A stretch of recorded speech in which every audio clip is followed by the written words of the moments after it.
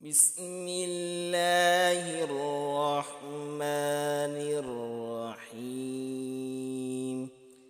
इस दुआ के पढ़ने से आदमी तमाम मुसीबतों से महफूज रहता है।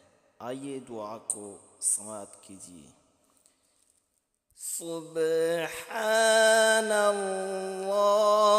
व बिहम्दिही ला कुव्वता इल्ला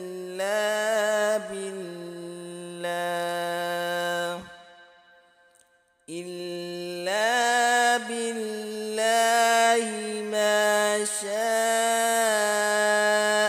कान व मा लम यशअ लम यकुन।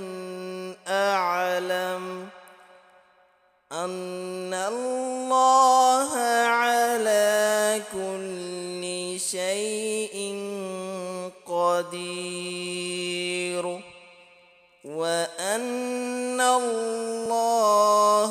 क़द अहात बिकुल्लि शैइन इल्मा।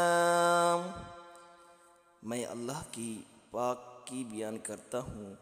बंदे को कुछ ताकत नहीं है मगर अल्लाह की इमदाद से। जो अल्लाह ने चाहा वो हुआ और जो नहीं चाहा नहीं हुआ।